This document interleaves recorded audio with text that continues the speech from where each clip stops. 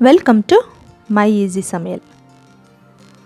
இன்றைக்கி ரொம்ப ஹெல்தியான பிரேக்ஃபாஸ்ட் ரெசிபி தான் இன்றைக்கி நம்ம பார்க்க போகிறோம்.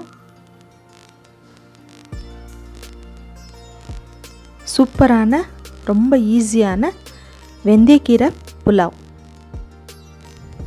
வெந்தயக்கீரையில் புலாவ் பண்ணுறது குழந்தைங்களுக்கு பெரியவங்களுக்கு எல்லாருக்குமே ரொம்ப ஹெல்தி, ரொம்ப டேஸ்ட்டாகவும் இருக்கும், ரொம்ப ஈஸியாகவும் இருக்கும்.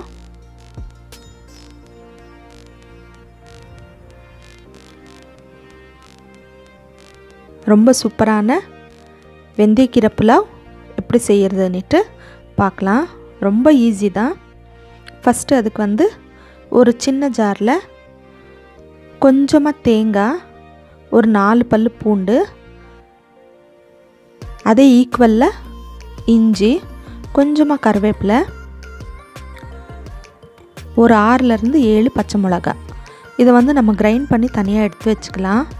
இப்போ குக்கரில் கொஞ்சம் எண்ணெய் சேர்த்துட்டு வீட்டில் இருக்கிற கரம் மசாலா எல்லாத்தையுமே சேர்த்துக்கோங்க.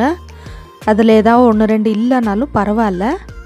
சேர்த்துட்டு வெங்காயம் சேர்த்து வெங்காயம் நல்லா வதங்கின அப்புறம் ஒரே ஒரு பிஞ்சு மட்டும் மஞ்சள் சேர்த்துக்கோங்க. சேர்த்துட்டு நல்லா வதக்கி விட்டுட்டு நல்லா ப்ரௌன் ஆனதுக்கப்புறம் ஒரு தக்காளி சேர்த்துக்கலாம். ஒரு பெரிய சைஸாக இருந்தால் ஒரு தக்காளி சேர்த்துக்கோங்க, சின்ன சைஸாக இருந்தால் ஒரு 2 தக்காளி சேர்த்துக்கோங்க. மீடியம் சைஸ் டொமேட்டோனா 2 சேர்த்துக்கோங்க. சேர்த்துட்டு உப்பு சேர்த்துட்டு கொஞ்சம் கலரி விட்டுட்டு வெந்தயக்கீரை நான் ஒரு கட்டு இல்லை பாதி கட்டு வெந்தயக்கீரை, இப்போ நான் ஒரு அரை கட்டு வெந்தயக்கீரை சேர்த்துருக்குறேன். சேர்த்துட்டு எண்ணெயில் நல்லா வதக்கி விடணும்.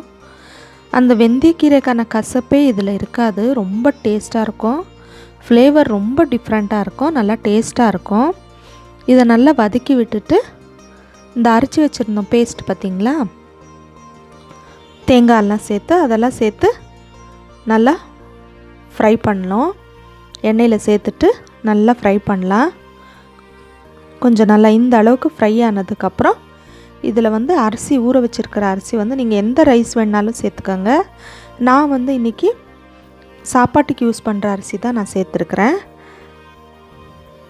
அந்த அரிசிக்கு இப்போ 1க்கு 2 பங்கு தண்ணி சேர்த்துக்கோங்க. சேர்த்துட்டு இப்போ உப்பு காரம்லாம் செக் பண்ணிக்கோங்க. நீங்கள் செக் பண்ணிவிட்டு கொஞ்சமாக புதினா, கொஞ்சம் கருவேப்பிலை சேர்த்துட்டு நல்லா கலந்து விட்டுட்டு இப்போ மூடி விட்டுறலாம். அவ்வளோதான். ரொம்ப நல்லாயிருக்கும், ரொம்ப டேஸ்ட்டாக இருக்கும். கண்டிப்பாக ட்ரை பண்ணி பாருங்கள். இப்போ சாப்பாடு ஆயிடுச்சு, வெந்துருச்சு. சூப்பரான வெந்தயக்கீரை புலாவ் சூப்பராக ரெடி ஆகிடுச்சு. கண்டிப்பாக நீங்கள் ட்ரை பண்ணி பாருங்கள். உங்களுக்கு அந்த கரம் மசாலாலாம் அப்படியே முழுசாக போட பிடிக்கலன்னா நீங்கள் தேங்காய் அரைக்கிறப்பவே அந்த கரம் மசாலாவும் சேர்த்து அரைச்சிக்கலாம்.